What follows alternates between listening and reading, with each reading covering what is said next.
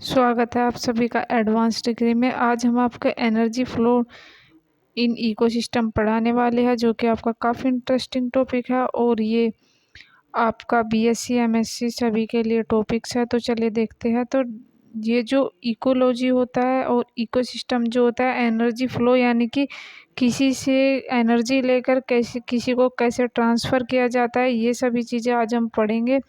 तो देखिए, जो ये इको सिस्टम होता है, ये एनर्जी फ्लो होता है यानी कि एक ऑर्गेनिज्म से कैसे दूसरे ऑर्गेनिज्म में एनर्जी का ट्रांसफॉर्मेशन होता है।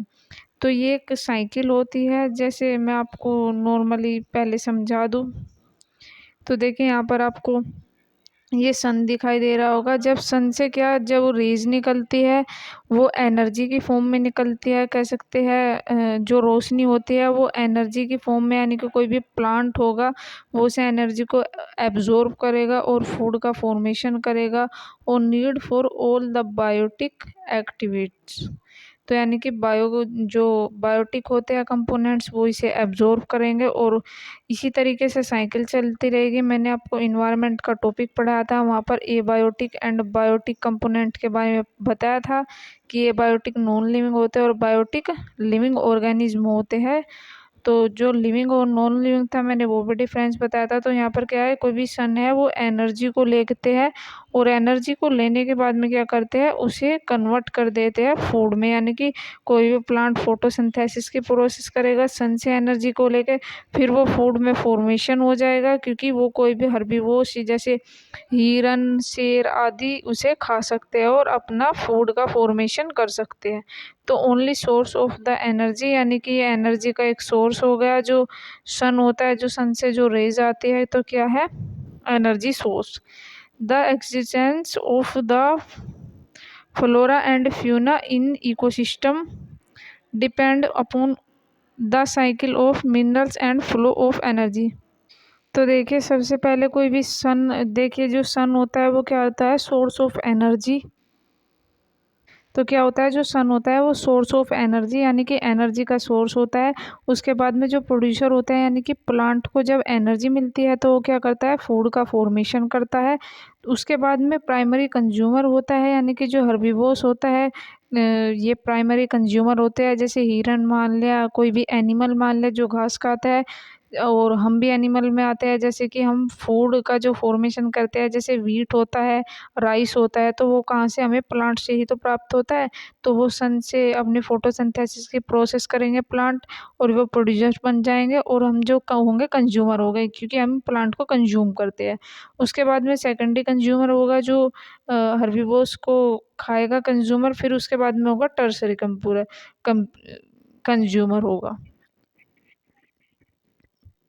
इसी तरीके से सारी साइकिल चलती रहेगी। टर्शरी कंज्यूमर, फिर ये बाद में सभी क्या हो जाएगा, डिकम्पोज हो जाएगा और एनर्जी हीट रिलीज हो जाएगी।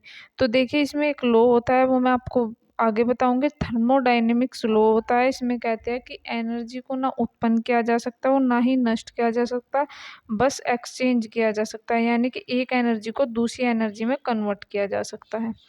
तो ये थर्मोडायनिक्स, तो ये कौन सा लो होता है, थर्मोडायनिक्स का लो है। इसे 10% का लो भी कहते हैं। एक दूसरा 10% का लो है, उसमें क्या कहते हैं, उसमें कहते हैं कि जब एक जैसे मान लीजिए सन है, सन से जो एनर्जी जाएगी इसमें, तो 10% ही वेस्ट होगी। इससे जाएगी तो 10% लो, यानी कि सभी जब एक दूसरे में ट्रांसमिट होगी, यानी कि एक दूसरे को शेयर की जाएगी, तो बस 10% की एनर्जी जो होगी वो खर्च होगी, बाकी सभी ऐसे ही रहेगी। तो लास्ट में 1% की एनर्जी बचती है। वो हम आगे जब डिटेल में आएगा तब मैं आपको वो डिटेल से कैलोरीज का समझा दूंगी। तो डिकम्पोज हो जाएगा, फिर एनर्जी हीट रिलीज हो जाएगी। उसके बाद में एनर्जी हीट रिलीज हो गई, the entrance transformation and the diffusion of energy in ecosystem are the governed by the law of thermodynamics. तो मैंने अभी बताया था आपको, थर्मोडायनिक्स का जो लॉ है वो 10% की एनर्जी पर काम करता है। उसके बाद में first law of thermodynamics, according to the this law energy can be transformed from one of from into another, it can neither be created now destroyed, यानी कि एनर्जी को ना नष्ट किया जा सकता है ना उत्पन्न किया जा सकता। क्या कर सकता है? अनोदर, यानी कि किसी भी एनर्जी को दूसरी एनर्जी में कन्वर्ट किया जा सकता है।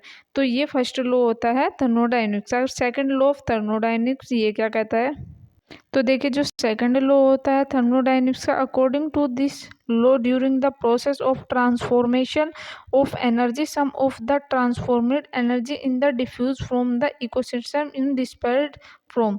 तो इसमें भी यही बताया गया है कि सेकंड लॉ जो है वो जैसे जैसे कैलोरी का ट्रांसफॉर्मेशन होता रहता है वो कैसे इकोसिस्टम में काम करता है।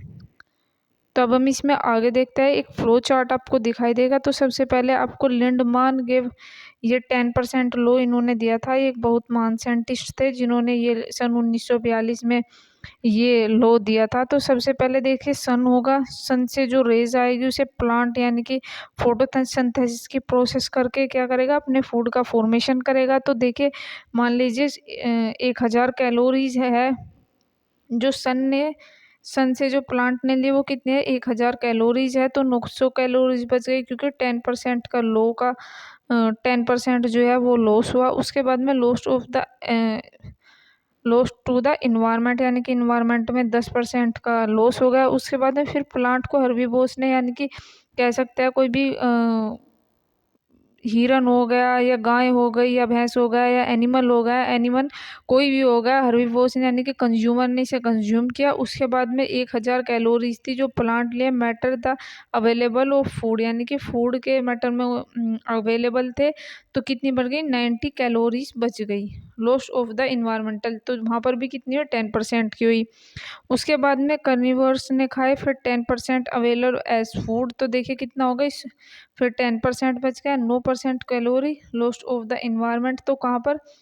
इन्वायरमेंट में हो गई। उसके बाद टॉप कार्निवोर्स, तो 1% अवेलेबल ऑफ फूड। तो यानी कि 10% लो काम करता है। जैसे जैसे एनर्जी का लेवल आता जाता है तो एनर्जी का लॉस होता रहता है। तो दिस लो